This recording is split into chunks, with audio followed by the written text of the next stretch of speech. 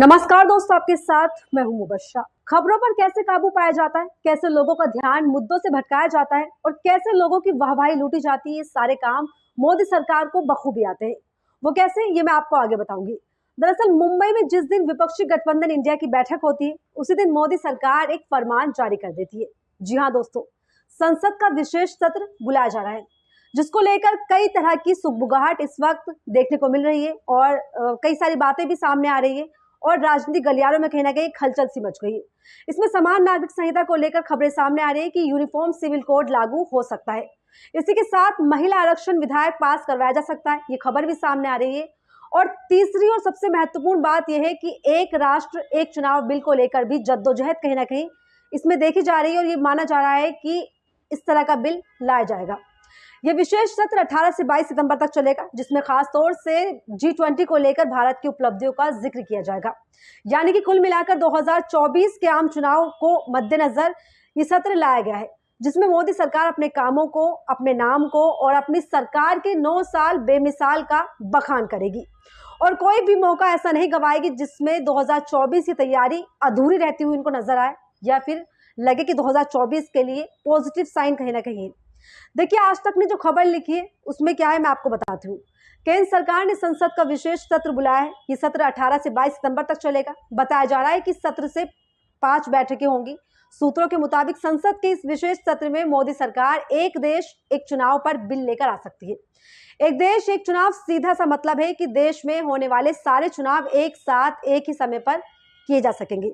देश में one nation one election को लेकर बहस काफी समय से चलती आ रही है। इसी साल जनवरी में लॉ कमीशन ने इसे लेकर राजनीतिक दलों से 6 तरह के सवालों के जवाब भी मांगे थे। सरकार इसे लागू कराना चाहती है, तो वहीं कई राजनीतिक दल ऐसे भी हैं जो इसका विरोध में है, जो नहीं चाहते कि वन नेशन वन इलेक्शन लागू किया जाए। संसद के विशेष सत्र के दौरान यूसीसी और महिला आरक्षण बिल भी पेश किया जा सकता है, ऐसी अटकलें हैं। तो दोस्तों, यहाँ ये समझने की जरूरत है कि आखिर इस सत्र को लाने का मोदी सरकार का मकसद आखिरकार क्या है। क्या देश में एक राष्ट्र एक चुनाव बिल को जद्दोजहद के लिए ये पूरा खेल जो है खेला जा रहा है? तमाम तरह के सवाल इस वक्त लोगों के जहन में है, लेकिन सवाल का जवाब कोई नहीं है।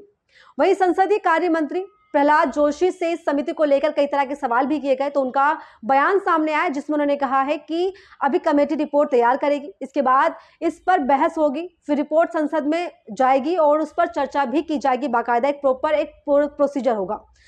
संसद प्रबुद्ध है और लोग भी समझदार है। भारत दुनिया का सबसे बड़ा और पुराना लोकतंत्र है।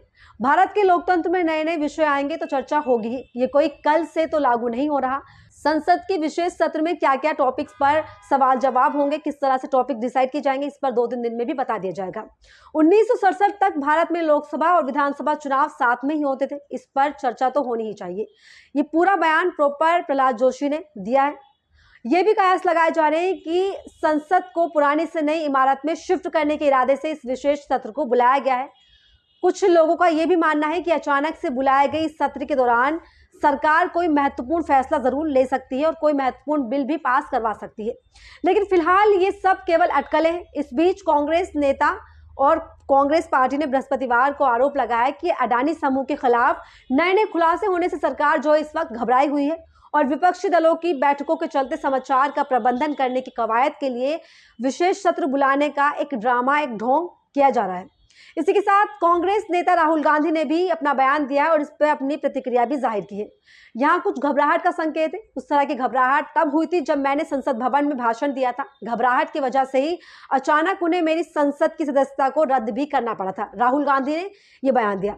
राहुल गांधी ने संवाददाता सम्मेलन में ये सब चीजें कही और साथ ही कहा, तो मुझे लगता है ये घबराहट की बात है, क्योंकि मामले में प्रधानमंत्री के बहुत ज्यादा करीब है अडानी, और जब भी आप अडानी मामले को छूते हैं तो प्रधानमंत्री मोदी को बहुत ज्यादा असहज और बहुत घबराहट सी होने लगती है। राहुल गांधी ने तंज कसते हुए मोदी सरकार पर एक बार फिर से हमला बोला। मोदी सरकार के विशेष सत्र बुलाए जाने को लेकर तमाम विपक्षी पार्टी नेताओं ने अपनी अलग अलग प्रतिक्रियाएं भी जाहिर की है, जिससे निष्कर्ष ये निकलता है कि मोदी सरकार के लिए विशेष सत्र केवल 2024 के लिए वोट मांगने का, वोट बनाने का एकमात्र साधन है।